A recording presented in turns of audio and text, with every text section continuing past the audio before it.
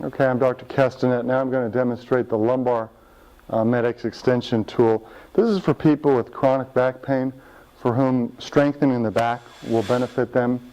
It's not everybody.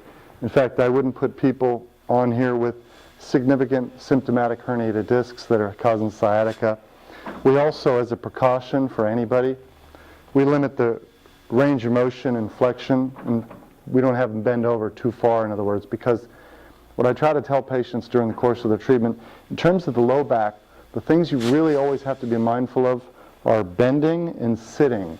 Those are the two most demanding biomechanical tasks that the back has imposed upon it on a regular basis, and that's what wears backs out.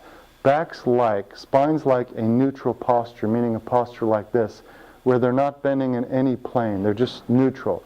Not bending forward, not bending sideways, not twisting in any direction. They like a neutral posture. To the extent you deviate from a neutral posture in the neck or the back, you put greater and greater demands upon it. That means that the hardest things to do are bending forward repeatedly, or bending over far, or bending over and staying bent over for a long duration. The other thing I should note is that when we sit, it may not be apparent that we're bending because we're not bending from above down, but in fact we're bending from below up. So sitting and flexing your hip in order to sit does affect and influence the low back so that it is bent. That's demanding on the back, and that's why sitting is so often uncomfortable for people with back pain. There are a subset of patients that have narrowing or stenosis that typically get relief by sitting. That's a different issue. And but as a general rule, biomechanically what's most demanding on the back is bending and sitting, and that's what you want to be particularly mindful of as you try to baby or take care of your back when you've had an injury. And then after you recover from it, you want to be mindful that you have to interrupt those demands because they're tough. In other words, if you sit, you don't want to sit for too long. You need to get up, assume a neutral posture, maybe even reverse it and do some extensions briefly. And if you're bending, you want to be careful about how far you bend, how long you stay bent over, and how many repetitions of bending you do. The other thing that is a good idea as a precaution when you do physical demands on the back is to hold your breath. Holding your breath contracts the core muscles, compresses the air in your abdomen.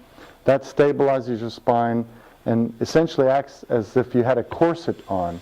So you don't hold your breath, for long durations, but you hold it intermittently during the peak demands you're placing on your back by virtue of or by way of the physical activities and postures, things like that. In any case, let's get back to this for a moment. This is the Medx lumbar extension machine. Marianne is doing repetitions in it, extending backwards, lifting resistance. We've limited the range to what's comfortable for her, and sometimes less than that, as I told you as a precaution. We're also giving her a certain amount of resistance to strengthen her back and improve endurance in her back, but without making it uncomfortable for her or exceeding her abilities. Generally, over time, the strength will get better, and as people's strength gets better and they move and rehabilitate atrophied or weakened tissues, their pain becomes less and their function becomes more. So that's the Medx lumbar extension machine. How many repetitions have you done? Maybe 30, 40, 50, something since I've started flapping my gums? Okay.